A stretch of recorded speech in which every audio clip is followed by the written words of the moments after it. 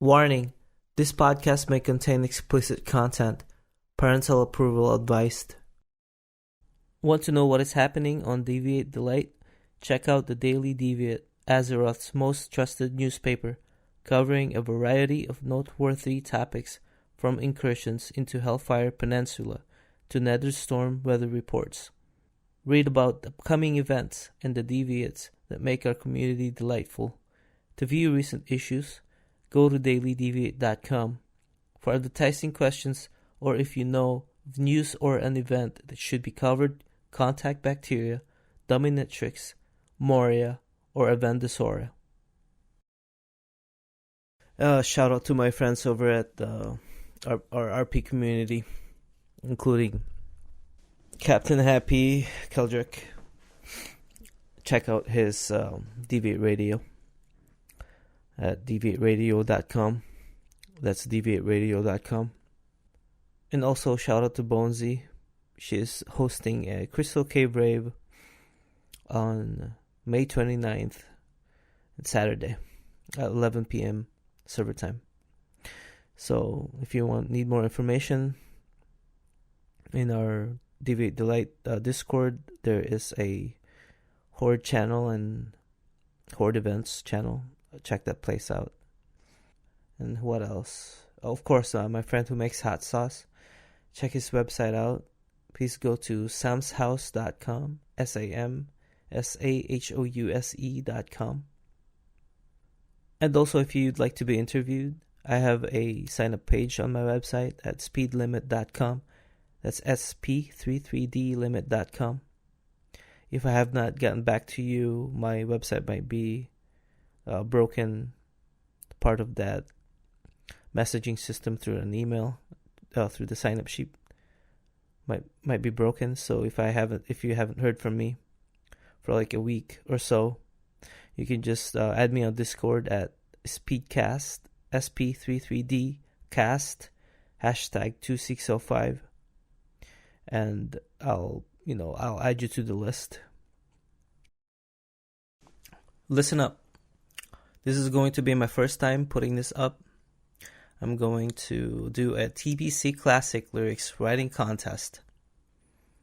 And whoever wins the first place gets 100 gold, and your lyrics will be composed and recorded. Second place wins 75 gold. Third place wins 50 gold. Now the rules are: Alliance and Horde can enter the contest. Parodies are allowed, and originals are welcomed. Profanities within the lyrics are also accepted. Lyrics must contain anything from the Burning Crusade expansion. Must have at least level 20 and up character in TBC Classic Deviate Delight server. And this contest ends in June 7th, 2021. If you want to sign up, please go to contest.speedlimit.com. That's contest.sp33dlimit.com. I just switched the two E's with two threes, so. Alright, our guest today, he is a level 60 undead rogue who's a streamer and a YouTube creator and a co-GM of Dynasty. Please give it up for Nobishi.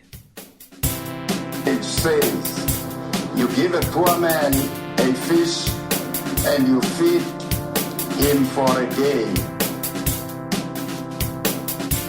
You teach him to fish. You give him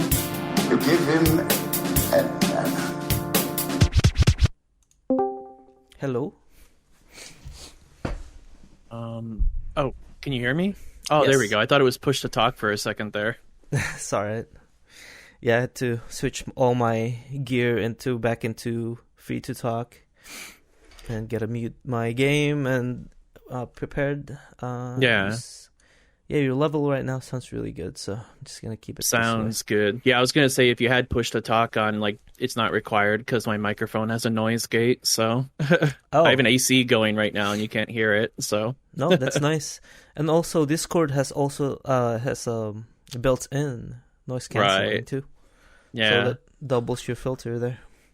exactly. So Very nice. yeah. So how you doing, man? Doing good, doing good. Nice. Are we going already or? Yeah. Oh, all right, sweet. Yeah. You've heard that this is my thing now. I open a can of beer and Oh, yeah. there we go. I Yeah. mean, right now it's a holiday where I live and people are shooting fireworks. I don't think you can hear them, but it's May 2 for us. A lot of people drinking some alcohol and shooting some fireworks right now. So, Oh, that's crazy. Hell yeah. yeah. Yeah.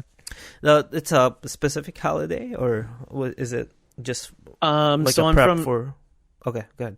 I'm from Canada, and I think it's Victoria's Day. I don't know. I'm a very no life gamer type person, so like I I don't pay see. attention to that stuff. But I didn't even know it was the 24th today. Like so, You been just know kind of you just know the basic kind of schedules yeah. of the I just know holidays. that TBC's coming up. That's what I know. You know, Oh because like yeah. I've been I've been wired right now. I've been boosting guildies, getting them prepped for TBC, and I've been doing SM boosts and Mara boosts, and I've done about 160 boosts since pre-patch has started. Holy shit. So Holy yeah, I'm a shit. little wired right now. Well, that's a freaking props to you, man. Mages. You're a mage, right? No, so the reason why I put my name Nobishi here is because that's Mm-hmm. probably the name that'll be most recognizable. Mm-hmm. Because that was my main in Classic. Undead Rogue did a lot of world PvP, and I think that's probably something that people would recognize when they see this. It'd be like, oh, Nobishi, I know that. But in TBC, I'm going to be doing my warrior, which is Nobishi, which is another anagram of the word shinobi, which is actually my alias, which I've had for a long time. Long story, but yeah. Yeah, that's probably more wise alias than what I have because two of my characters are kind of opposite name. My main my main right now is Green Hell, and my alt character is Speed Limit. Though they have no connections there at all. Uh, yeah. I'm really one of those weird people that like when you make a new character, like I'll make the character and then I'll sit there for 2 hours trying to figure out what to name it. You know, it's always it's always a struggle. Yeah. Have you ever like played a different game but with the same name in it? Because you're so Yeah. intact with that name and you like it, and it's never gonna go away unless it's taken. Yeah, actually, I got the Shinobi name actually kind of given to me back, this is so long ago, but back in SOCOM, U.S. Navy SEALs, which was for the PlayStation 2. Mm-hmm. This was back when I was a teenager, and I've kept the name ever since. I used it in World of Warcraft. I used it with my YouTube stuff, with my streaming stuff, with everything. It just became my alias, and yeah, it's just the way it was, so. That's cool, man. Because Yeah. I think mine was Red Winters. I got that from watching Trigun, the animation Trigun. Oh, I love Trigun. Yeah. And there's a character there named Blue Summers. And I was talking to my cousin, the same cousin that introduced me to World of Warcraft. And I was actually he was a huge influence of the stuff that I like now.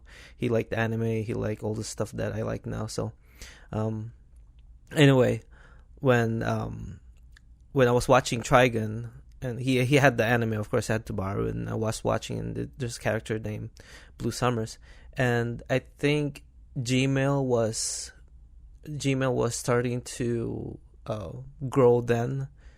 And no, Gmail wasn't even around. It was like Hotmail or something like that. I was trying to make like an account, like an email account, my first email account ever. And I've had previous one, but they didn't really I wasn't attached to them. It wasn't like, it's just emails, just my name and crap, like some random names. But the name that I got really attached to was Red Winters. But the first name I created was Red Summers. And then I showed my cousin. I'm like, check this out. It's like, I was like, where's that from? It's from Trigun, but I changed the name to Red instead of blue. So I'm not. So I I'm like not that plagiarizing name. him, right? Yeah, But it's then, it's a nice name. yeah, but then he's like, if you go opposite for the first word, why don't you go opposite on the second one too? So close up Red Winters. I'm like, that's a good idea. So that's the story behind that, and I've used Red Winters once in a while. Just that's my another alias that I use once in a while. So. Yeah, it's a cool name, a lot of cool imagery there. I actually really like that. That name actually kind of reminds me of a Doctor Who character named Rivers. You know, I don't know, for some reason I just kind of feel like it kind of flows in the same kind of area. So I don't know, I think it's pretty unique, pretty cool. Mm-hmm. Well, Doctor Who. I never really got into that show. Do you like that a lot? I started with, so everybody always says, like, who was your first Doctor? And mine was David Tennant. And I really enjoyed it. I really got sucked into it. And then Matt Smith followed after that, and I really enjoyed him as well. But about like halfway through that season, I pretty much just lost interest. It was an ex-girlfriend that got me into it, and we'd watch it together, and I enjoyed it. But, you know, it wasn't... I probably wouldn't put Doctor Who in, like, I don't know, maybe some people will hate me for this. I probably won't put it in, like, my top 5 of all time or something like that. But very close, like, very awesome show, like, very unique. The David Tennant after him was the old gentleman, right? What's his name again?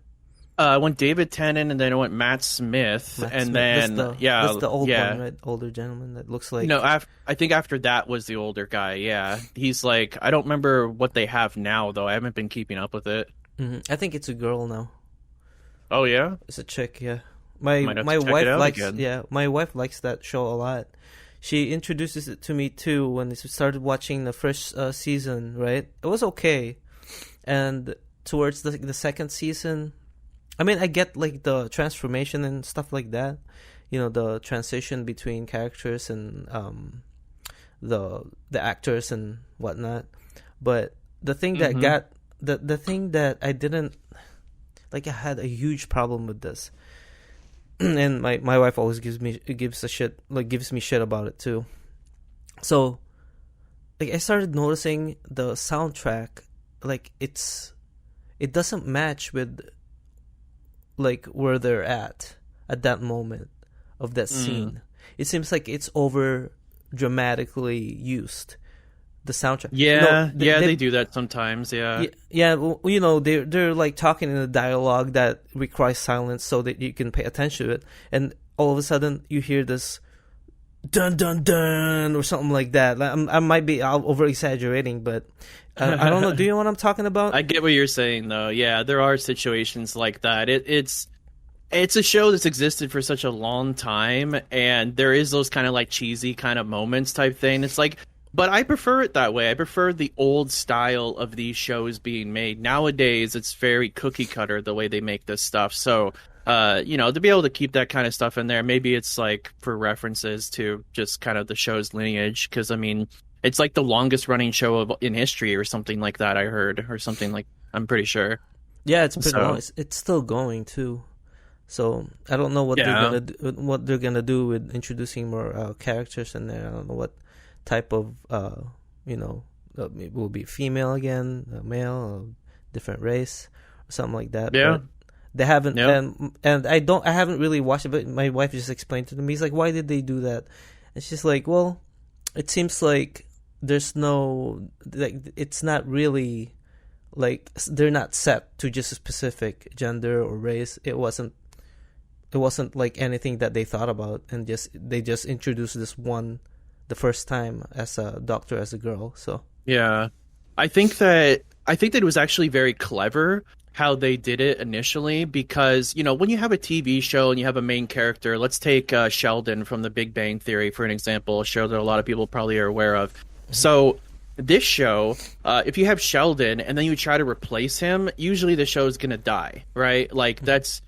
But if the purpose of it, if it's part of the story that you're supposed to be replacing these characters, and they do it in such a clever way, that it enables it for the show to keep going and going and going and going, because you can always get new doctors, and that's actually something that some people look forward to, instead of some people being like, oh, I could never imagine this show without X character. So that's kind of what happens, like, because I did feel that at first, my first season being, you know, with David Tennant, and I loved him, and then like he was, you know, not going to be on the show anymore, and I'm just like, oh, and I got like sad about it, and she's like, no, it's how it works on the show, and she like explained it to me. I was like, oh, and then we got Matt Smith, and I was very you know, I was like, I don't know if I want this guy, he's not my doctor, you know. Yeah, and then yeah. and then all of a sudden, like, he's so charming, and like boom, like you get into it, and then there you go again. It's like, it's almost like a brand new show, but it's not, like, it's weird.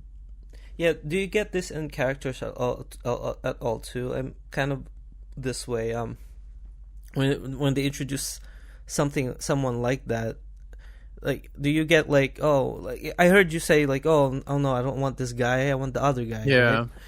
yeah. Like, have you ever felt like, you know, not, you're guaranteed to not like this actor, this character, but then later you change your mind because it's been kind of brought up to you, and you know, in a different way, that it's kind of like introducing a friend that you're not sure of yet, but kind of neutral, you know, and then later on they would say, or they would do something that you really like, and then thus you befriend them as well, and you like them for that purpose.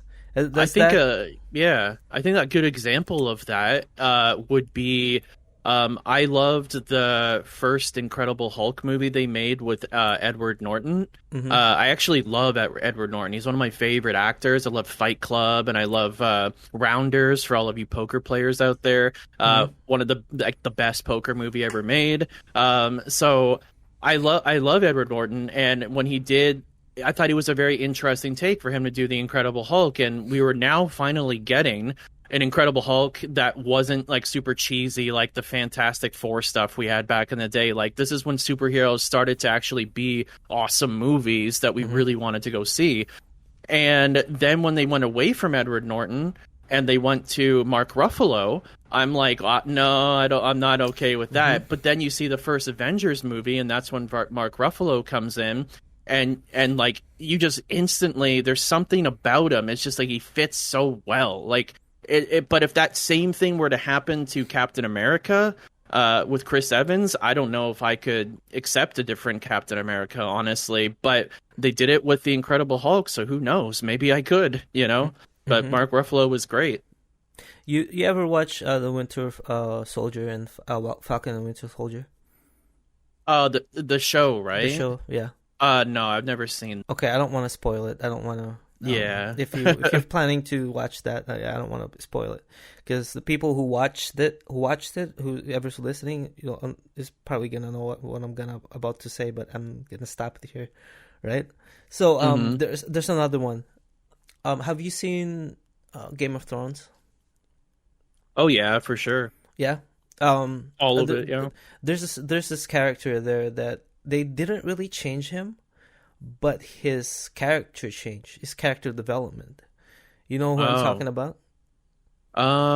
He was like really hated that first season, second season, and then he kind of changed a little bit, and you know, he the majority of my friends and other people that I know, like, it's kind of the same thing, but they hated the guy, and then later on they loved him.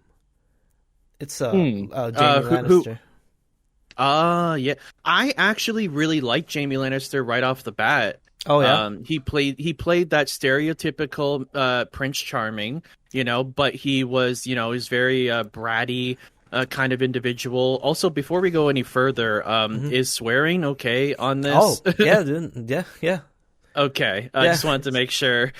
So yeah, like, he was an asshole type of character in the beginning, and I actually really liked the idea of it. And it wasn't until something had happened later on involving involving a body part. I'm not going to say anything, but it kind of changed things for me in that way, and I understand why they did that. But at the same time, I don't know. I feel like as time went on, I started to not like him more and more. I think I liked him more in the beginning, which I might be different than other people, but I understand he was going through a character arc, and that's what it's about. So when you're writing a story, Hold on, my shit just like had turned off and on. I want to make sure that it's still recording.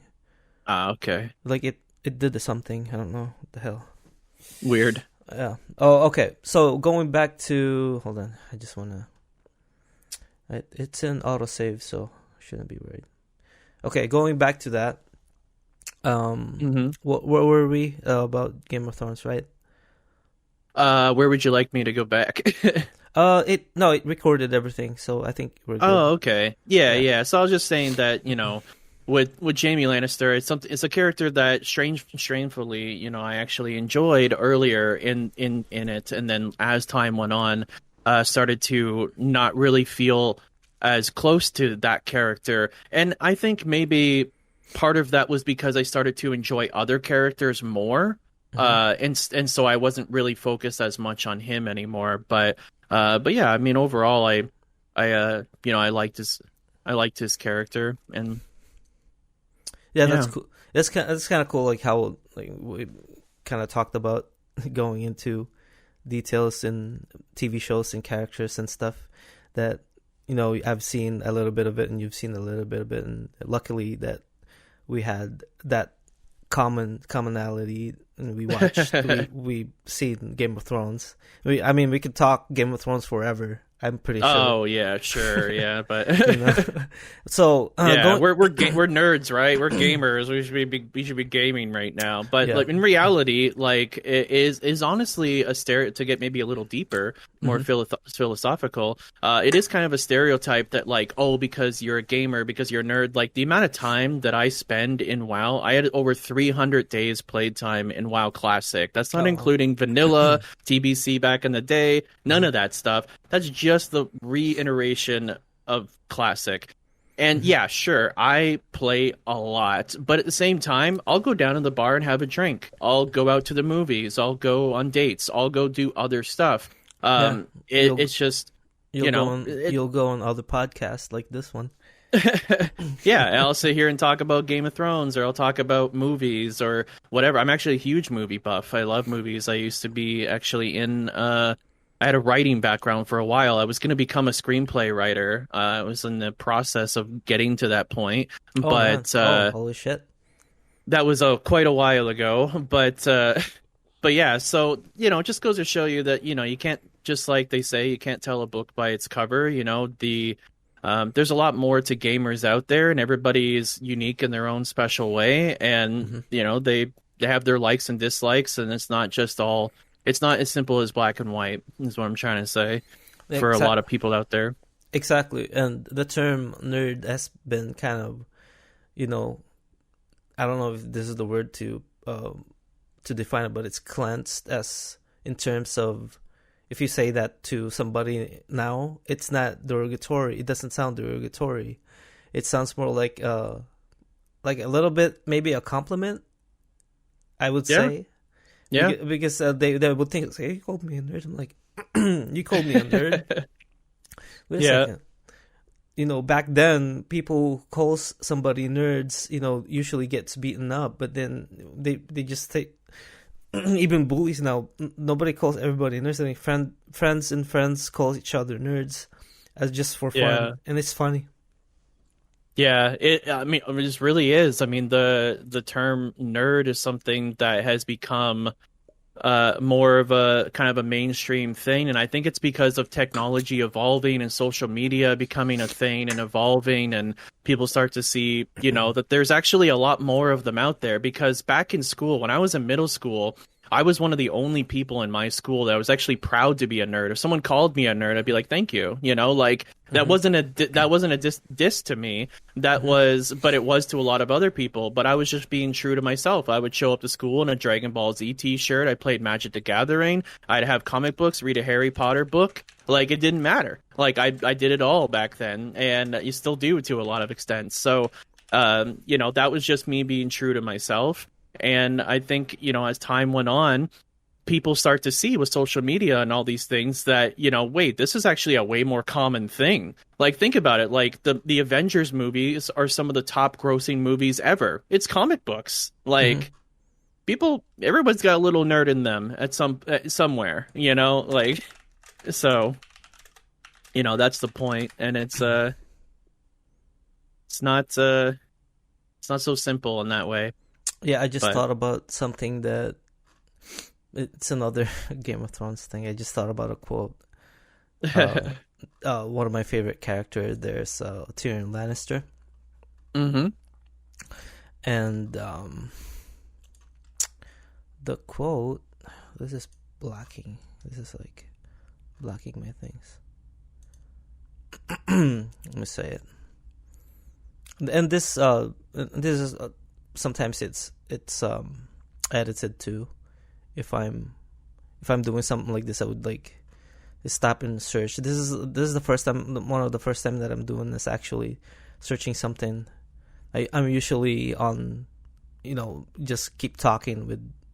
Oh yeah, and stuff. Oh, I totally get it. I know how it goes. but this time, what you said when somebody called you nerd in school when you're in, that's crazy. You're in 8th grade and you didn't even get mad, and you just kind of took that. Yep. And this quote is by Tyrion Lannister. It says, "Let me give you some." This is, I think, he was talking to Jon Snow or something.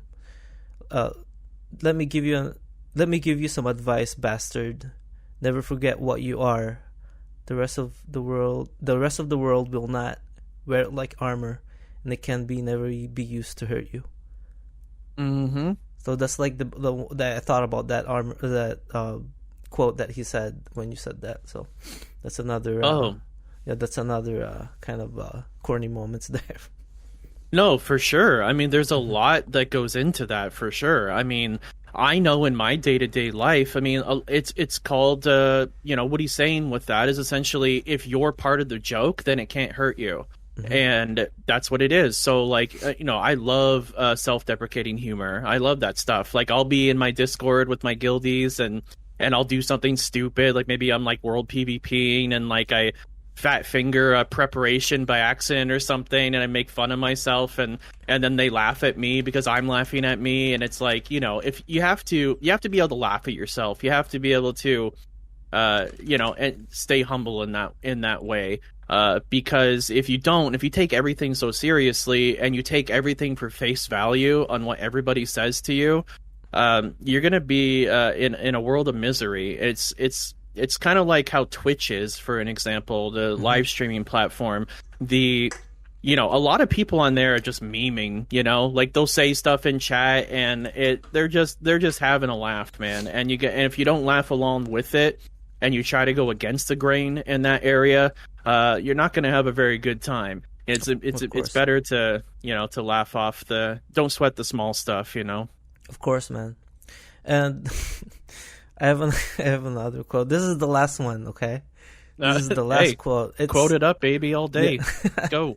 It's a similar one. Like the way you explain things in the words that you use it, and it can never be used against you. And this is another one that's kind of connected to it.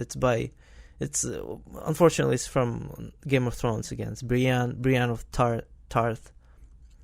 Words are wind. They cannot hurt you. Let them wash over you.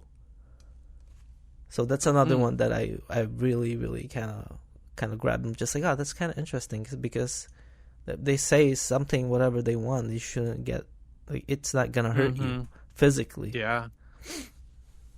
Yeah, I think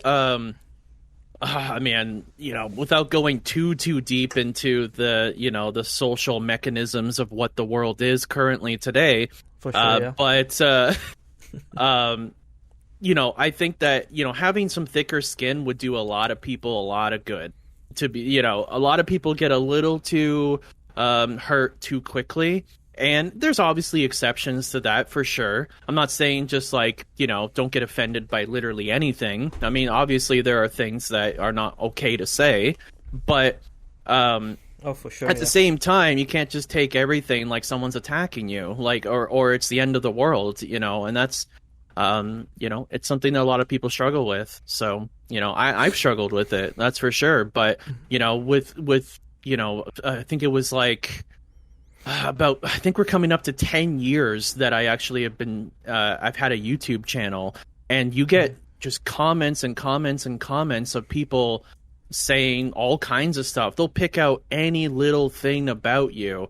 And if you just like soak all that in and you let that just live rent free in your head, that's going to cause a lot of misery to you. You got to be able to just let that shit bounce off you, man. Like, and that's what I think she was talking about there, so so I interpret it anyway.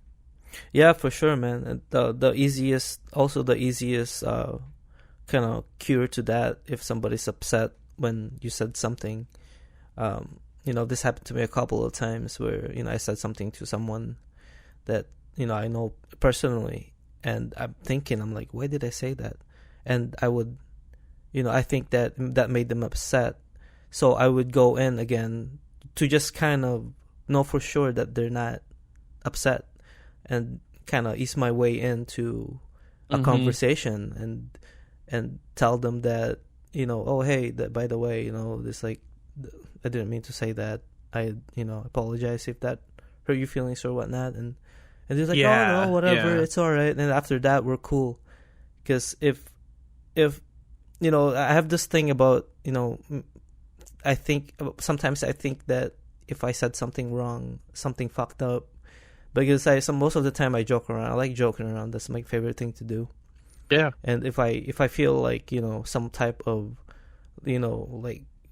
like they got upset or something like that, I'd approach them. I'm like, dude, I didn't mean anything like that or whatnot. Just clarify things to them. That is just like, it was just a joke or something, right? Yeah, and to also, clarify what I said before, I'm not saying just have thicker skin forehead. Like, I'm not saying that. I'm saying this is something that takes time, dude. Like, in the beginning, I was very critical of myself, and growing up, it was something that, and in that situation, you can't just assume that everybody has thick skin either. So, like you said, if you say something, you do have to kind of watch the things that you say to people, and if you can usually judge and if that affected them in a negative way or whatever, and then you can say, no, I was just joking around, man, or whatever. It's it's all for the. But I think really. I think that like-minded personalities usually attract one another. So a lot of friends that you'll have in your core friend group, you'll get each other. If you say something, it's a lot easier to not get offended by what they say because you know them and you know their intentions. But course, at the same time, when you're talking to a stranger, they might not know your intentions whatsoever. But with that said, I do think that generally people are good, and generally you should give people the benefit of the doubt. If somebody says something to you, take it in the best way possible right off the bat, and then question it if that's still not good enough. That's the way I kind of feel with it, because if you just take everything the worst possible example that it could be, then that's not a good way to live, man. Like, that's like for instance, if I say, oh yeah, you got nice, like if your girlfriend comes in or whatever, she's like, how do you like my new haircut? And you're like, yeah, it's nice. And she's like, what does he mean by nice? Like, you know what I mean? Like, that's like, you're trying to dissect something that's not there. Give him the benefit of the doubt. He likes your hair, like, yeah. Yeah. So, true. yeah. True. Yeah, I'm getting some good advice here, man. The Nobishi Speed Limit Advice Podcast. That wasn't my intention at all.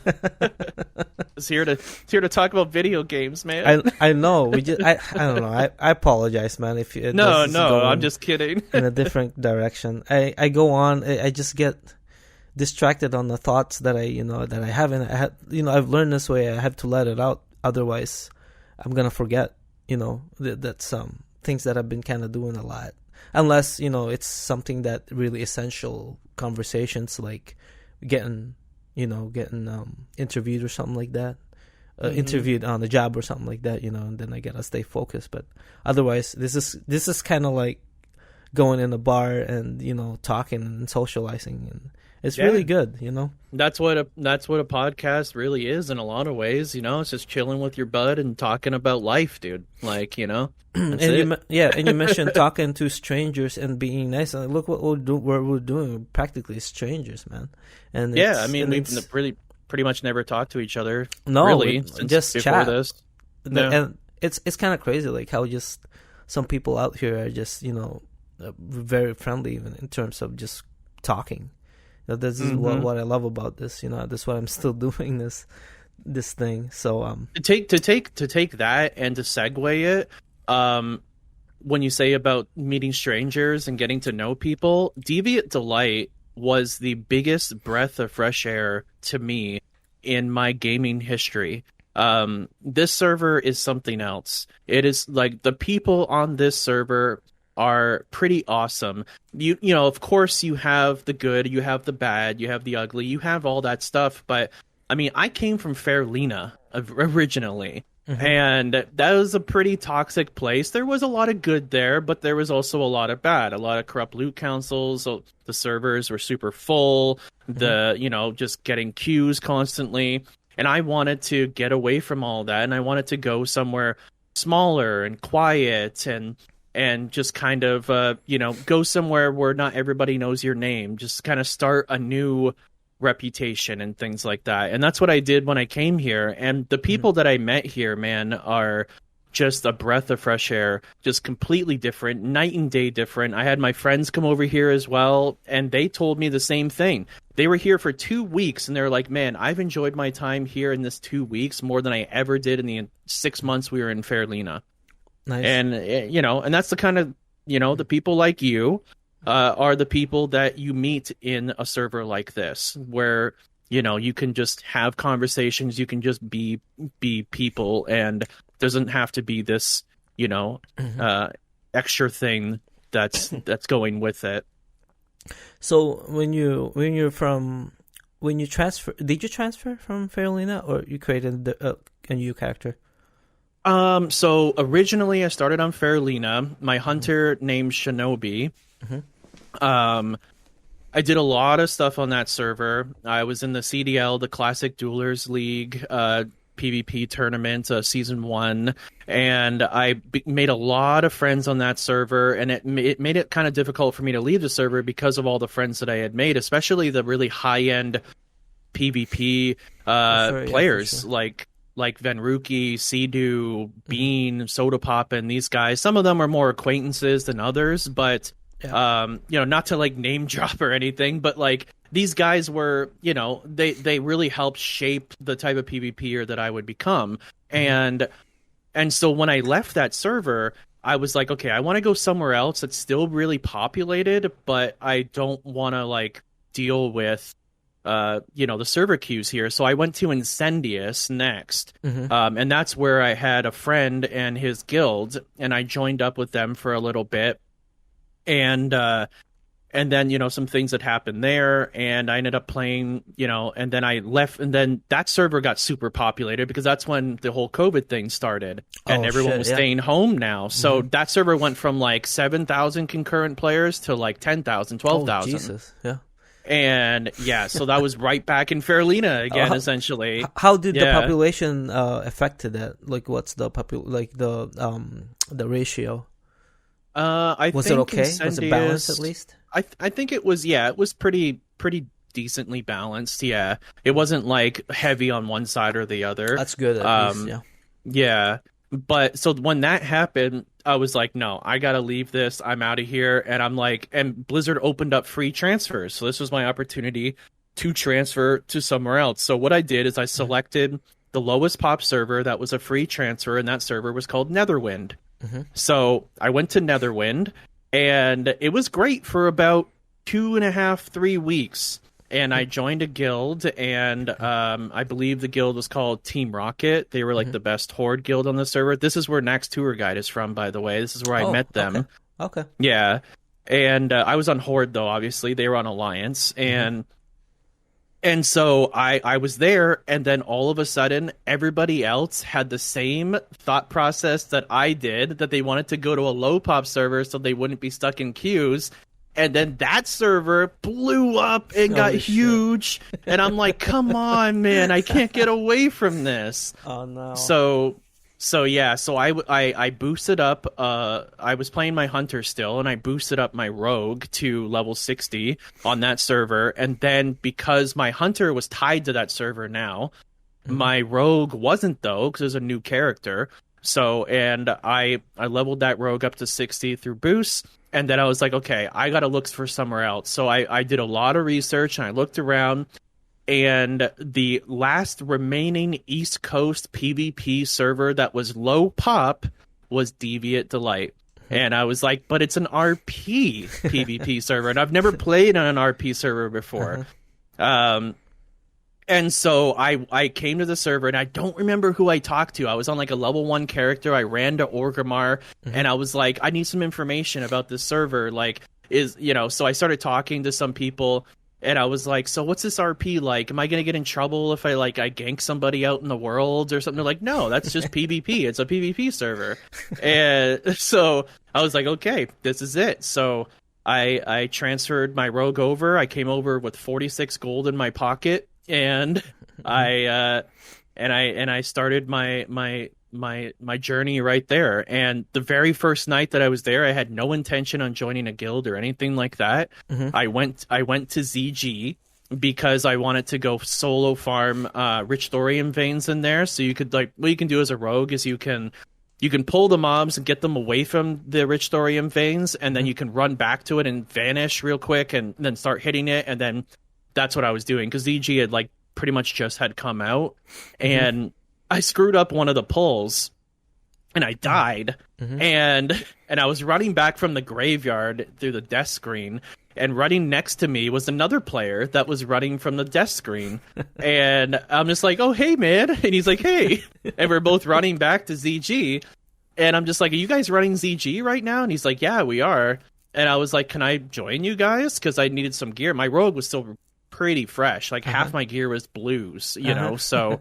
and the other half was it was all pre-raid best and slot stuff, but I only had a couple pieces of Night Slayer at the time. And so he's like, oh, let me ask real quick, we only let guildies come in here. And I was thinking to myself, I was just like, well, maybe I join up with these guys to get into the ZG, and then, if the guild's not a good fit for me, then I move on somewhere else. So they invited me in and asked me a few questions, and then we get back to Orgrimmar, and they start asking me all kinds of questions, because I'm the foreign guy that came from Faralina, the big monster server. So they were really curious about what's it like at Faralina, stuff like that. So we were having all these conversations. I'm in there with 30 of them, because they had just ended their raid night, and I got a really good impression off of them off the bat, and that guild was Dynasty, and it's the guild that I'm still in to this day, and I'm actually co-GM of now. And, oh, wow. Yeah, so it's actually kind of crazy how that all happened, and it all just kind of came together. So what's the transition like, being from, a new member to becoming a co-GM? So it was a very odd transition, because I had no intention whatsoever of being in some kind of leadership role. It was more of a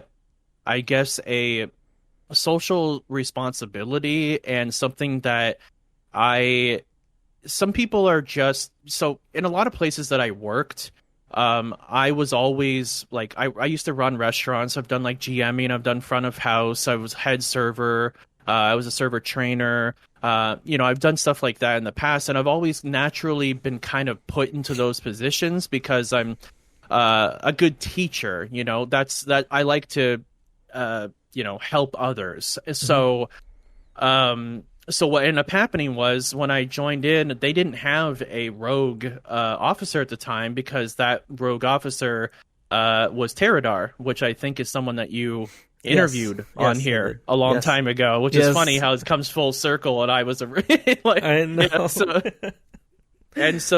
So he had transferred off the server and everything, and there was a whole drama with that, which I'm not going to get into, but but so that all happens, and Zad even said to me, because Zad was a GM at the time, and he was like, we don't have a rogue officer, and you seem like you really know your stuff, and I'm just like, I don't know if I really want that, and so as time went on, they were still looking for a rogue officer, and they were like, okay, we just have to pick one, and that's just going to be the way it is. And I was getting messages from people in the guild, and they were like, we're thinking it's probably going to be you type thing. And I'm just like, well, I don't really want it. And then they're just like, okay, well, why don't you want it? And I said, because I'm the type of player that goes above and beyond in the game. Like, for instance, World PvP is a perfect example.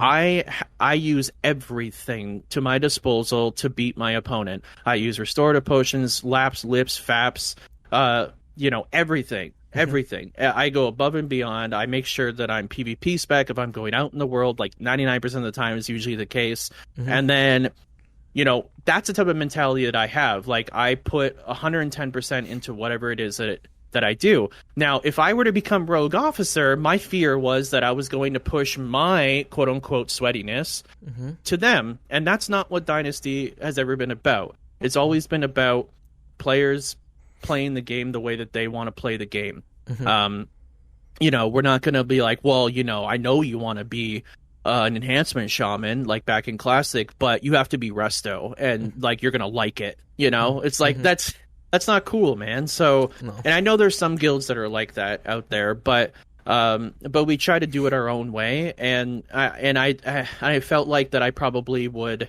push them in that way. But they were like, no, we really need you to be officer. You're just the best person for the situation. So I took over for that, and so I pretty much I handled it in kind of I was told that I handled it in kind of the best way, where it was like, hey, if you want help, I'm here. I'm not going to push you to like, I'm not gonna like, I'll look at your parse. Going to enforce those parses, you know what I mean? So for sure, yeah. That was kind of the way that I approached it, and that was the happy middle. And then as the WoW went farther and farther on, we were getting close up to Nax, and then I went from being rogue officer to guild officer because essentially what happened was I wanted to spend a lot of time being out there, making a lot of gold, farming a lot of consumables for the guild. So I was not going to have as much time to raid in order to do that. So I got moved to that position because I would be in a position where I could make sure that these people had their consumables, these had this. For instance, our first Cthulhu kill that we ever had, I farmed 400 greater nature protection potions and 200 sappers. Oh, geez.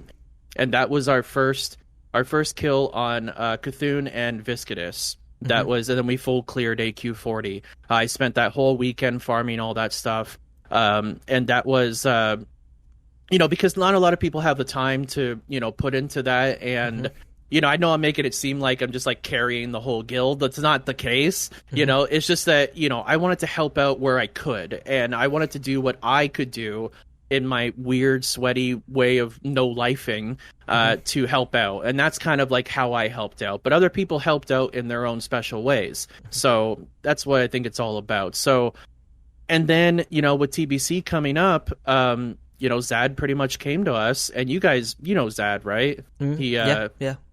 He said to say hi, by the way, to you. Oh, yeah. Yeah, of course. And he pretty much said, like, he has his own business now. He's going to be focused on a lot more stuff IRL. And he's not going to have time to be able to do GMing, even though he did a phenomenal job. I mean, anyone listening to this probably knows that and probably knows just how awesome of a guy he is. So he said, we're going to need another GM. And I was like, oh boy, it's going to be me probably. And I don't want it to be me because, there's even more responsibility. Sure, yeah. And then it's like, and I'm like, and I know that I was fit for the position because I have so much time to play. I have so much experience, and I put so much time into helping people. And I also have experience running communities, which I've done for many years. So I knew that like it made sense for me to be in that position, but I didn't really want it. And so when we had the conversation, we're like, okay, so this is what we'll do. And I was like, what I would like to do is we have Rebish be GM and I'll be co-GM. And him and I can bounce the ideas off each other. So what we do is we'll sit down and we'll talk about, okay, the direction that we want to do stuff. And then if we both agree on it, then cool. Then we bring it to the guild officers and the advisory. And then we make sure that everything gets all stamped out. So yeah, I know that was like a long-winded story, but I'm a very long-winded individual. Awesome, so I love it. Yeah, but I love yeah, it. Yeah, but that's pretty much how it all came together. That's really neat. Yeah, and Zad, we were supposed to. I was supposed to interview him, but he works third shift, so I couldn't. We couldn't come up with a perfect time. So it just kind of we're just hanging in the just in the back of my mind. I know that I'm gonna interview this guy sometime, but the time it was just like wasn't matching.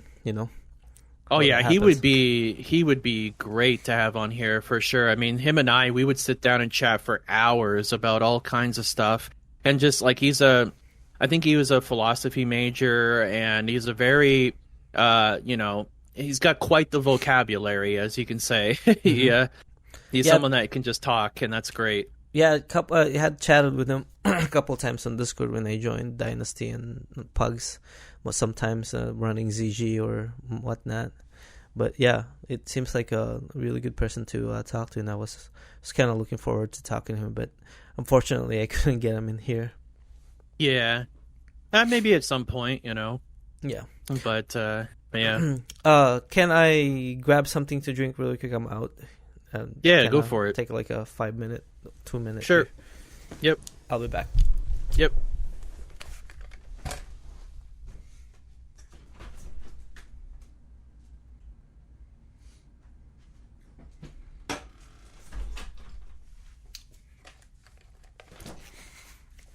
All right. Sorry about that. No, welcome back. Gotta get another beer, too. Of course. Yeah, I also went to take a piss. I have a small bladder. I get it. So yeah, so you stream and you have a YouTube channel. Yeah. Before we get into that, I want that to be like our last segment of the night. Just kind of an exit interview there. Sure, yeah. Before we get into that, I want to talk about your plans and your dynasty, in your current guild dynasty. Right. With this coming TBC, are you guys recruiting at all? You guys need a lot of players. Paladins are out now. What's your plan? What's your plans? And how are you planning to, create your groups or separation for each 25-man raid, since there's 25-man raids now? Yeah.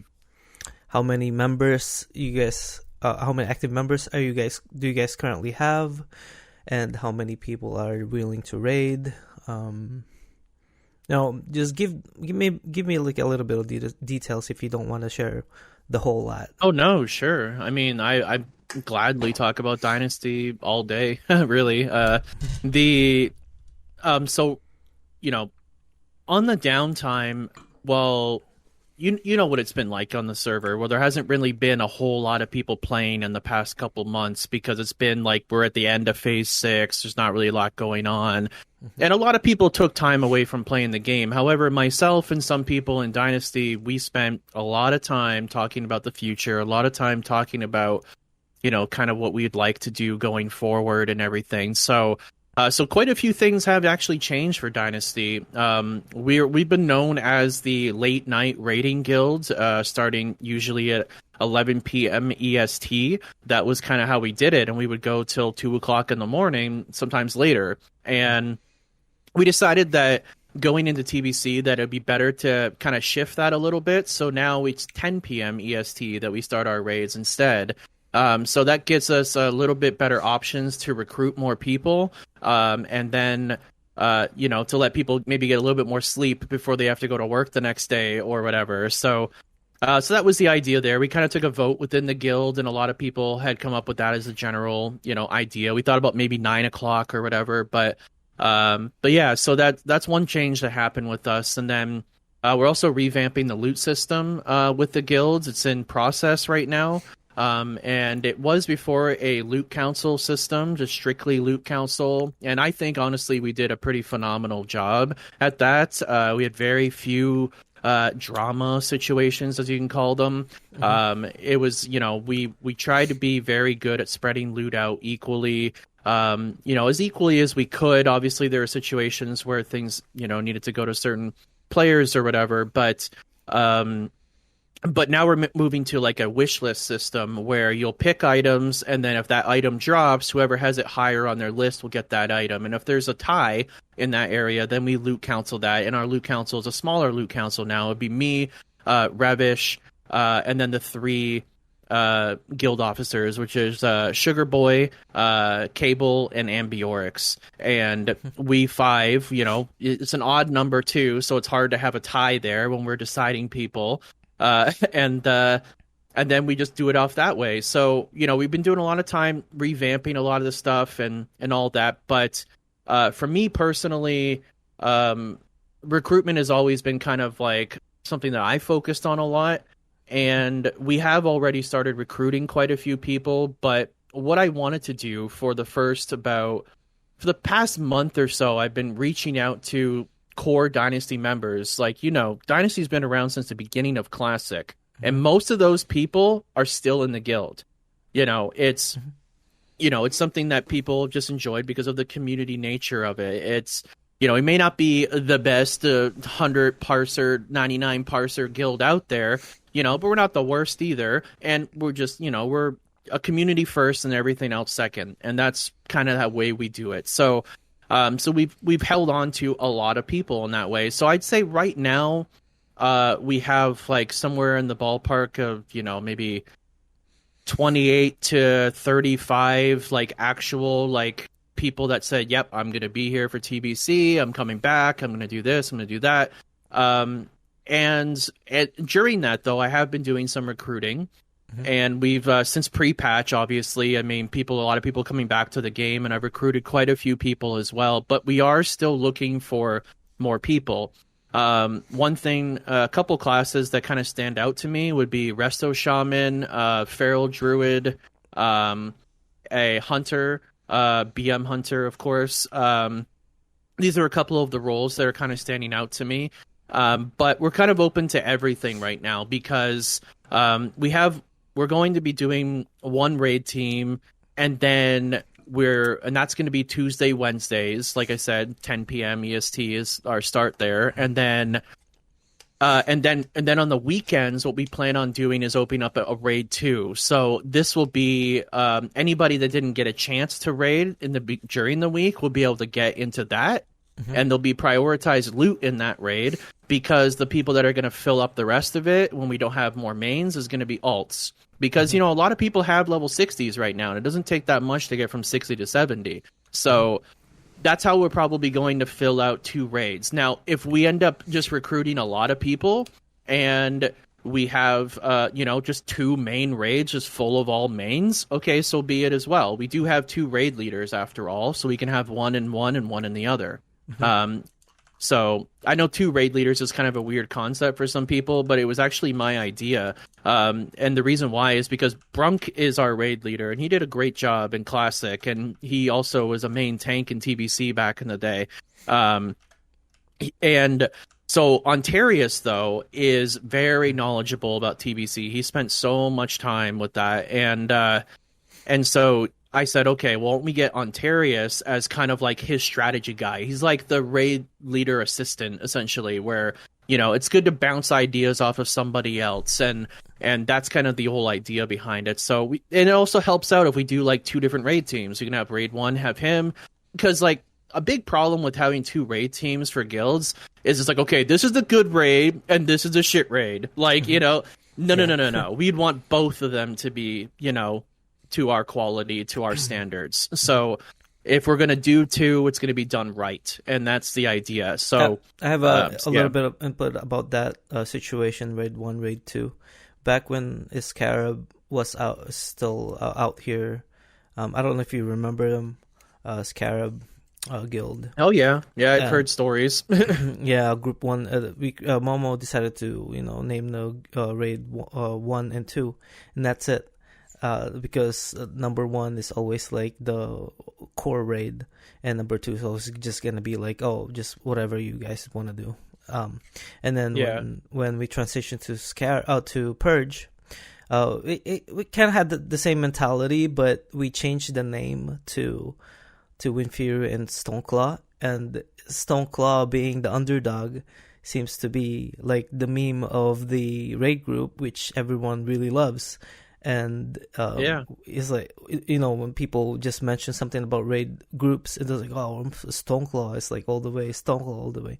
Nobody mentions Windfury or anything like that. I think it's just part of the meme. So it's kind of like Game of Thrones to kind of bring it full circle there. It's like you have different houses, right? House of Stark, House of, you know what I mean? Like, for sure, that's it's kind of like, that's pretty, or like Harry Potter, where you have like, are you a Slytherin or are you like so is that gonna be your name grouping? Is this gonna be something that is different and unique, that is kind of sub naming from coming up from Dynasty, or is it gonna be something different? Or some gonna be?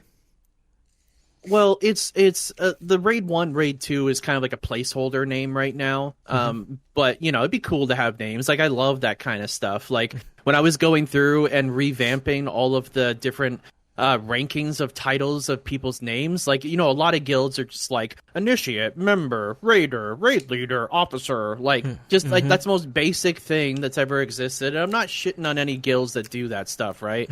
I'm just saying that, like, we have a guild called Dynasty. Why don't you make it seem like a dynasty? So we have some ranks in the guild now, like our members are Ronin, for example. For me, I'm co-GM, I'm general. Stuff like that. And our GM is a shogun. That's so we kind of try to keep that theme, and going into that, we have discussed doing something like that where we'd have like certain names for it. We did have 2 different raid teams back in Classic, because our tabard is purple and black, so we'd have black team and purple team. And that was what we did then. But I've discussed it with some of the members and said, like, think of some cool names, and we'll vote on some stuff, and then maybe we'll make that be a thing. What if you? I'm not here to kind of put this in your ideas, but what if you had something like weapons like samurais or kurenai or something like? I don't know if kurenai even go into that category, because that's like a ninja thing, right? Kurenais. True. Yeah. But that could be a thing for sure. Yeah. So where did Dynasty came from, really? I don't know if I've asked members of Dynasty about this. Like, where did the name came from, and how did it become the guild Dynasty? So now, I haven't been in Dynasty since the very beginning. However, I have been since, pretty early on in it. And I did sit down one night and talk to Zad and Hut. And they told me the story on how Dynasty became a thing. And pretty much what it was is Zad was grouped up with this big, beefy tank known as Hut, this Tauren warrior, and he had Iron Foe that dropped in BRD. He was like, I think, the first person on the server that had it or something like that. And everybody wanted to group with the big, strong tank that, like, this is very early, very beginning of Classic. And Zad just had the idea that, like, hey, I got a tank already. I love the idea of, like, getting people together. And so maybe we should start our own guild. And we started with such a very small core of just a couple friends. And then it started to grow a little bit. And then there was another group of friends known as Duck Dynasty, which was consisted of Wislam and Sugar Boy and a few others. And and so they ended up merging with them to actually form like an actual raid, an actual guild now. And instead of calling it Duck Dynasty, they just call it Dynasty. And that was where that all. Then Wiz and Sugar, they had officer roles, and then Zad was going to be the GM of it, and Hut was also in an officer role, and that's kind of where it all started from there. And yeah, that's cool, man. Dynasty had been around. Dynasty had been around for a long, long time. I'm telling you. Oh yeah. They might. I mean, we might even be the longest running guild on the server at this point. That's from what I heard, anyway. But I'm not sure if that's true. I think so. Landlubbers is one of them too. Yeah. Yeah. Okay. Yeah. I'm sure. Maybe Thunderhoof Tribe. Maybe. I know that they've been in here for a long time too. But I think Landlubbers have been here probably as long as you guys have. Yeah, so do you have any, like, how would people get a hold of you in terms of recruitment if they want to join your guild? Like, who do they talk to? So I'm pretty much online all the time. I've been on my boosting character recently. Some of you may not have even known this. Suckafish is actually my boosting character, and I boost Mara and SM and stuff. But so I might be on that character boosting guildies because I still have more boosting to do. Or you can Binoshi, Binoshi. It's essentially Shinobi. It's an anagram. A lot of my main characters are just, you move the word around and it spells Shinobi. That's the same with Nobishi as well. So any of those characters, and then obviously the officer team. You have Sugar Boy, Wiz. Wislam, you have Ambiorix, you have Zad, you have any of these people. Jay, you can reach out to. If you contact any Dynasty member, they'll direct you to an officer, and then we pretty much have a new system where it's like a 2-step kind of recruitment system. We don't do an application because we prefer the person to person to kind of get to know somebody. So people can be like, yeah, I'm interested, and then they'll talk to like an officer or something like that, and they'll ask them some questions and everything, and then I'll talk to them just to like kind of verify it and kind of really get to know them and stuff, and then we go from there. Or sometimes it's just as simple as Sugar might interview someone and be like, you know what, this guy, like Sugar says to me, like, we gotta have this guy type thing. I'm like, okay, cool, I trust you, So, so just reaching out to one of us in that way, and then So like I said, we're open to pretty much any class right now. We don't have it set in stone as to. This is a common question I've gotten so far, as would I be able to get into Raid 1 or something? We don't have that set in stone right now. Obviously, we're going to give Core Dynasty that has raided with us for over a year more priority to get into those kind of positions. But as far as raid composition goes, I've been drawing up a lot of raid compositions, and we have we didn't even try to do this on purpose. We have actually a pretty nice optimal raid composition, minus a few slots, and so we're just kind of trying to figure that out. But there's a lot of time between now and TBC coming out and actually raiding. There's not a lot of time before TBC comes out, but there's a lot of time before we'd even get to that point where it's like, okay, this is going to be for sure the person that's raid 1, for sure the person that's raid 2. That's kind of something we're kind of working out over the coming weeks here. So people they gotta earn their spot. They gotta grow within the guild, and they'll eventually get to a raid spot of some sort. But that's the idea. Cool, man. Do you have a public Discord at all that you can share with me so I can put that on the link that when I release this, or is that pretty private right now? Do you guys have do you guys protect that as much as you can, or?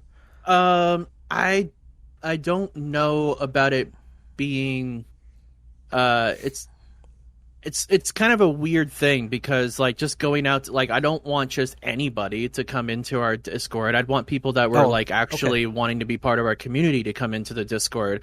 So a For better sure, way would for just sure. be to reach out to somebody and then just get that information. But and it's very, it's very simple. It's kind of a screening process just to see. I mean, obviously we have people from other guilds that we have friend roles and stuff like that on our server. It's not like only Dynasty can use our server, but we kind of got to know you a little bit first before we just open up the gates. You know what I mean?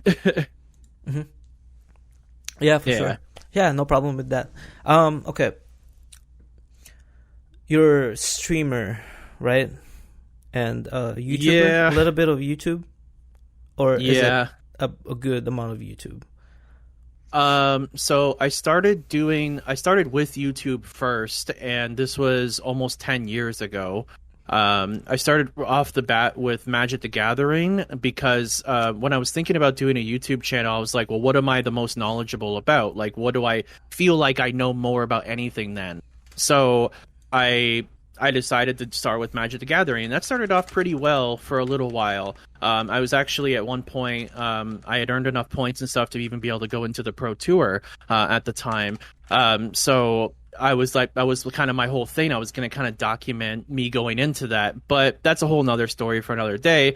I ended up going, one thing I noticed is that Magic the Gathering was not really that popular on YouTube. There's actually more people that play Magic than they have played World of Warcraft, but at the same time, it's not like the most watchable thing on the internet, so I was like, okay, well, what else do I really know a lot about? And World of Warcraft was an obvious example. So I started doing World of Warcraft videos. And even my very first World of Warcraft video just blew up over 200 something thousand views, like in no time. And that was this was in the early days when 200,000 views nowadays would be like hitting 2 million views, so that was amazing for me. And then I did a lot of WoW for quite a bit, and then when Diablo 3 was going to be coming out, I played Diablo 1 and 2 back in the day. I loved it, and it was an opportunity for me to explore something brand new.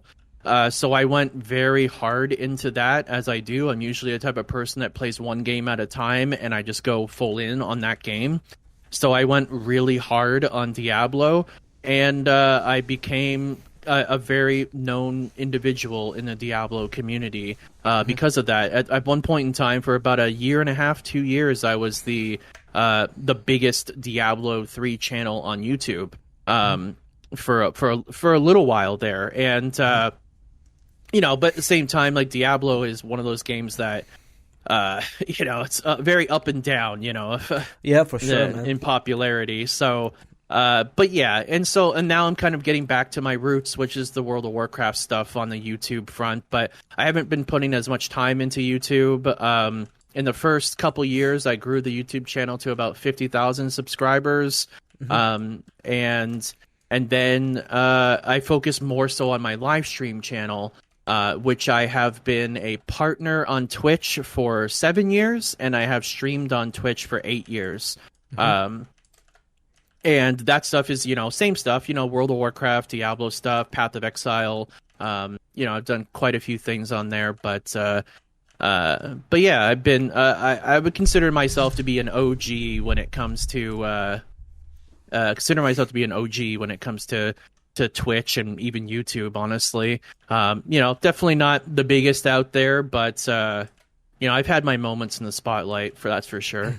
That's pretty awesome, man. What kind of stuff do you upload on YouTube? Do you do like instruction videos, how-tos, or do you just do, like, reviews, or just specific lore of the game, whatever game that you're playing, or what do you usually upload? So what I'm most known for doing on my YouTube channel is instructional in-depth guides, pretty much, where I would figure something out in the game, and then I would, teach it to people, and that's what it is. And yeah, it's pretty. It's a format that I kind of developed over a certain amount of years that people have drawn and actually enjoyed. But my whole thing was with my YouTube channel is that you see a lot of these YouTubers and streamers out there that they're trying to be the best that they can be, and they're trying to win tournaments and competitions and be like, look at me, I did this, I did that type thing. Now, I would accomplish a lot of those same things, but it wasn't for that purpose. I would do that so that I could learn how to do that stuff, and then I would teach that to the viewer so that they could enjoy the game on a higher level than they were used to playing it before. And that was the whole purpose of it. I see. Well, does this come into place in live streaming too? This kind of the same apply. You apply the same thing. It's the same rules in streaming and YouTube. Yeah, I would say that I'm definitely. If you were to break down Twitch in a very simplistic outlook, you would look at it as like, okay, this streamer is either an entertainment streamer or he's an educator. So I would say I'm more of an educator. I'm definitely not a super entertaining guy. I think my sense of humor is one that not a lot of people share. But some weird things make me laugh that might not make other people laugh. And that's not my purpose anyway on there. I'm a very like open book kind of person. I'm very long-winded, long-formed. I can talk for hours and hours, and I can really just go into grave detail on helping somebody out. So I'll do that kind of stuff on my streams as well. What I plan on doing with TBC, because I'm going to start streaming back up again, is I'll be doing a lot of that stuff, but also I'll be doing a lot of PvP, a lot of world PvP, arenas, and just raiding and just kind of showing people Dynasty and stuff. So, it's going to be a combination of a lot of things, but it's going to be TBC for sure. Cool, man. Now, hypothetically speaking, if, somebody had to learn something from streaming or YouTube creating, what's your advice on the initial process of creating something, whether if it's a guide or just an entertainment? Let's say let's say something that you're not really familiar with, like a music video, What would your advice be for that type of person that, going into that direction in terms of a few uploads and whatnot? Yeah. So every type of thing you get into, whether it be a music video, whether it be a gaming thing or whatever, there's kind of different ways of handling that based on what the subject matter is to begin with. So, but if you were to break it down generalistically, I would say that, the typical stuff that a lot of the YouTubers and streamers tell you about, like, you got to be unique, you got to stand out. And that's true. That's true. You don't want to be like, you don't want to force yourself to be unique or something like that. The real reality of the situation is that not everybody's fit for it. That's just the way it is. There's a reason why on Twitch, less than a couple % of people can actually do it for a living. It's because, they have the personality. They have the boxes checked. They have if you look at any of the top people, they all have their own uniqueness and their own brand and their own way that they do things that's unique to them. Because if you just try to be like Asmongold, if you just try to be like Soda Poppin' or Swifty or Theme, you're just going to be a lesser version of them. You don't want that. You want to be you. So at the end of the day, when a lot of YouTubers tell you that, just be you, man, like it's about your personality, and that's true. And the problem is that a lot of people face and that they'll try that and they'll fail at it, and then they'll go, well, I guess my personality is just not something that people care about. Yes and no. I mean, sometimes that could be the case. But, even if you don't have, a personality that draws people in, you can attract people in other ways, just by having maybe better production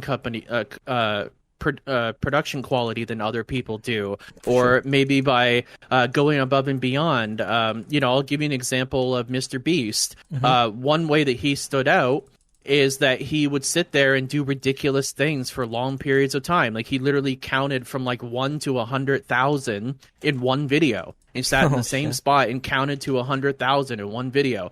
Like, that is unique. No one else is doing that, you know? So that's an example of standing out in your own way. Now, if he just would have made vlog videos, he wouldn't have been where he's at today. You know, he knew that he maybe didn't have the personality that that would drop somebody in for that kind of format. So instead, he decided to, you know, do something that other people weren't doing. So a perfect example would be for me, because I don't want to talk for other people, but you know, when I first started my YouTube channel, I noticed that there was I would want to find information. So I would search on YouTube and I would try to find guides for this and that and whatever. And it's like, sometimes I'd find that information and sometimes the person would just present it in such a poor way. And I'd be like, oh man, like get to the point, or, oh man, like, no, you're missing that. That's like super crucial. Like it would irk me. And I was like, you know what? I could do this better. So I did. And like, you know, and that's kind of the mentality you have to have. You have to see something and be like, you know what? Like there's a hole that I can fill, you know, there's a hole that I can fill, and I'm going to be that thing that fills it, you know, and that's what it comes down to. So, and the music itself though is like very competitive, and people have to know that, just the line of work that you get into, or that kind of stuff, is just competitive in general. YouTube and Twitch, especially nowadays, more competitive than ever. I would say, you know, stick to your niche. And I'll give you a perfect example of Dr. Disrespect. Dr. Disrespect is playing a character, and this is something that not very many people did early on into things. He tried it on YouTube many years ago, and it didn't really pan out that well. He didn't get that many views. I got more views than him, for crying out loud. But then it just wasn't the right time, and it wasn't the right place, and that's another factor. You know, there is RNG involved. There is, you know, time and right place type things. For sure, yeah. Just because you have a good idea doesn't mean it's a bad idea. You know, if something doesn't work, it just might not be a good idea right now. You know, that's another thing. So, but he brought that character back, and he went on to Twitch with it, and he really just he sat down and like he talks about it, like how, like, not only is it a character, but it's like he has a background story written behind it. The type of music that he plays onto the story that you're watching. It's for the entertainment of it. So, you know, that's an example of somebody that did something outside the box, and it really stood out, and people go, look at this weird guy wearing a wig. And then like you start watching, you're like, this guy's actually hilarious, dude. Like, what the hell? You know? It's great. For sure. And what are the moments have you ever had a moment while streaming or creating videos that something kind of went amiss, or almost kind of discouraging to say to yourself, hey, maybe I'm doing this wrong. Maybe I'm not doing it right. Has any moment like that happened to you? Many times. And the thing is that people have to know that when you're getting into something like this, that there's a lot of trial and error. I had to teach myself how to video edit. I had to teach myself how to market, how to do law stuff. I had to teach myself all of this stuff. And it is a process, and it's something that you're going to gain experience on.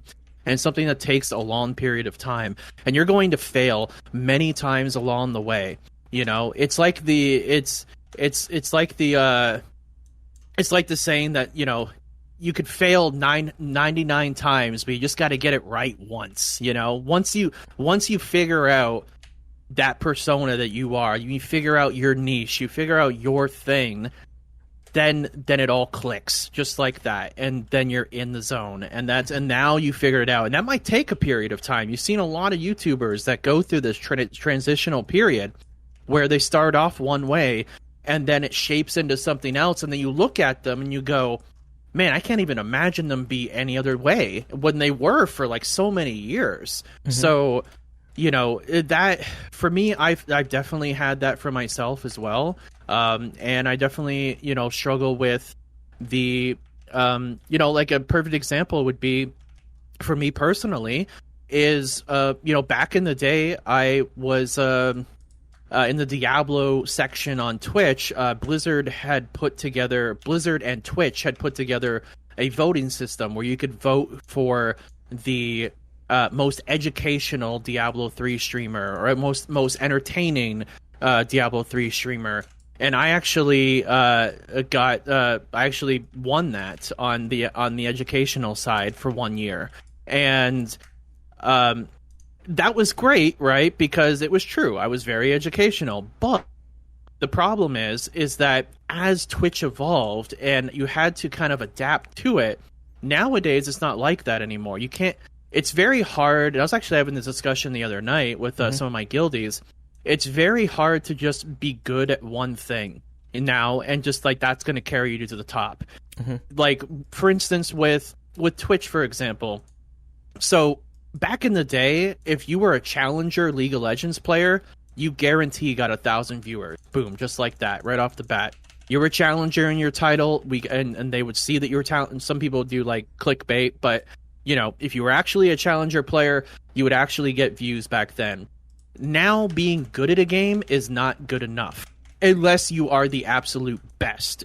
Unless you're like Faker, or unless you're like, you know, just put a Shroud, for example. Shroud is incredible, you know, so he'll draw people in just from how amazing the highlight reels he creates from his gameplay. For sure, man. You can for sure.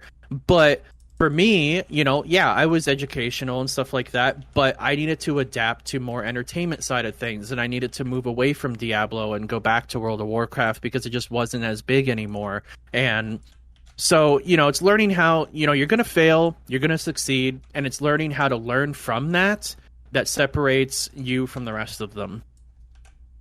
That's very cool, man. It's very informative. And I assume that when you're creating the stuff, you're in a flow where you don't care about how many viewers you're having, what's the outcome is gonna be when you posted this hard worked material. Oh yeah. And that's like, I bet that isn't like in the back of your mind, like that was just like a secondary thing that you think about, because I heard that a lot of people out there that are really, really successful don't care about the views of their thing initially, and they just work hard on whatever they want to work on, and they post it and let it go, and it starts from there. It starts to become popular and so on.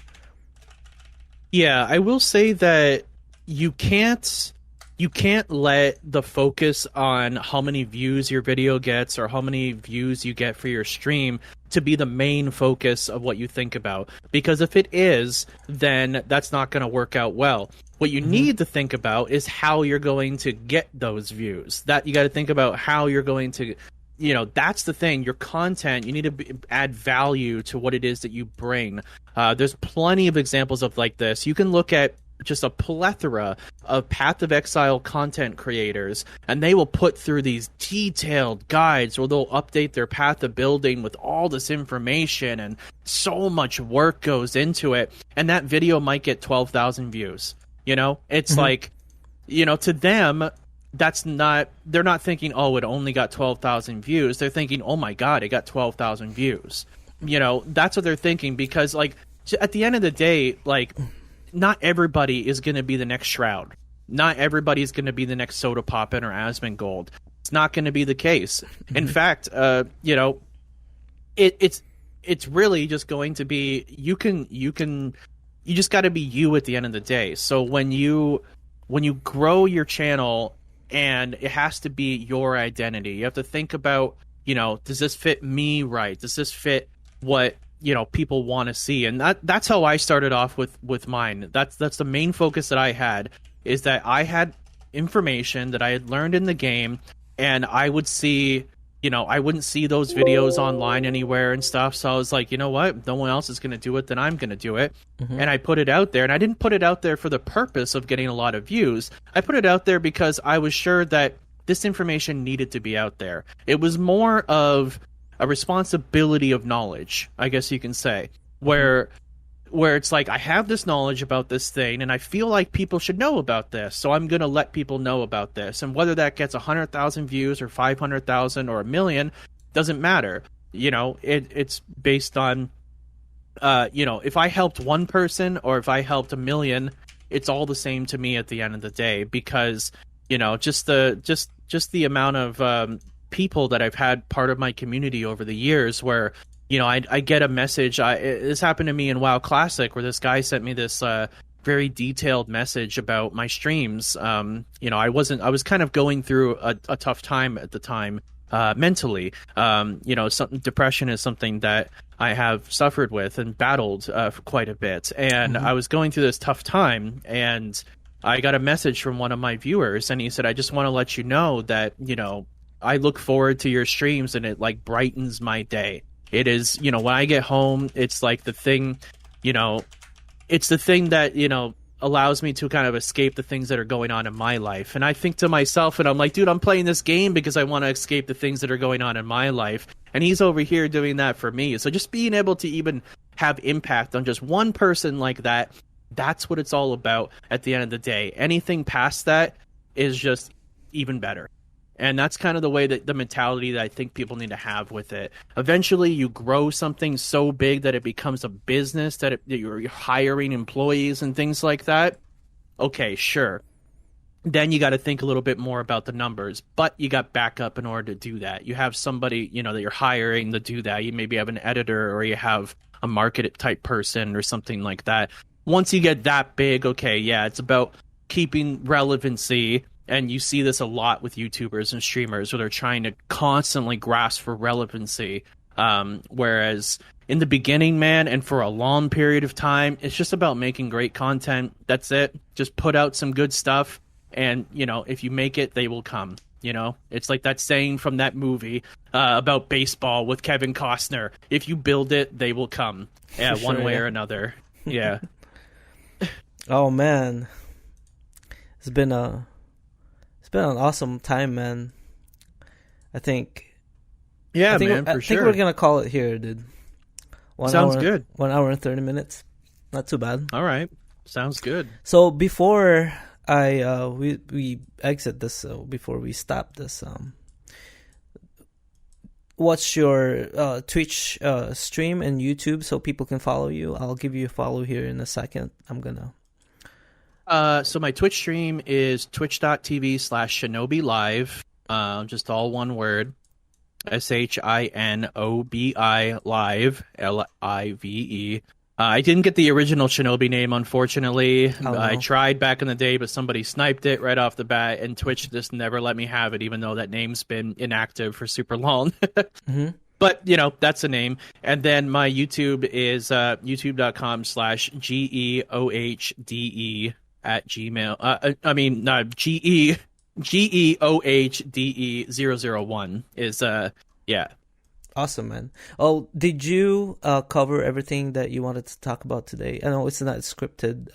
I just Oh yeah, asked I wouldn't want it to be scripted either. Yeah. No, I think we have covered quite a bit of stuff. If you're happy with how things went, then I'm happy. I just I came on to just kind of share the love and rep Dynasty and just just talk about the future, man.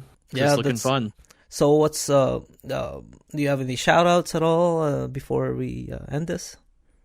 Give some shout outs to Dynasty, of course, all of my fellow friends in there, and some shout outs to the thousands of Alliance that I've slayed in Burning Steps. Hi, it's me, Nobishi, and also but I joke around. It's all for fun at the end of the day.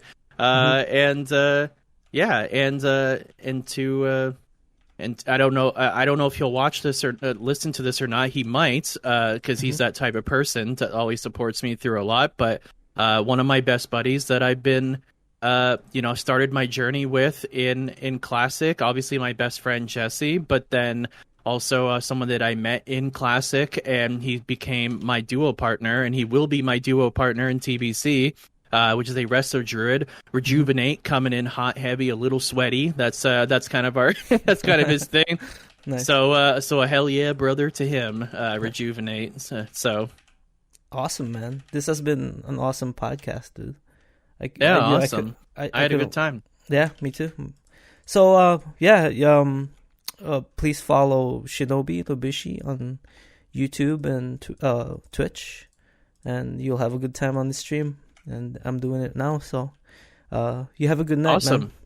All right. Sounds good. You too. Thanks for having me. Yep, no problem. See ya. See ya.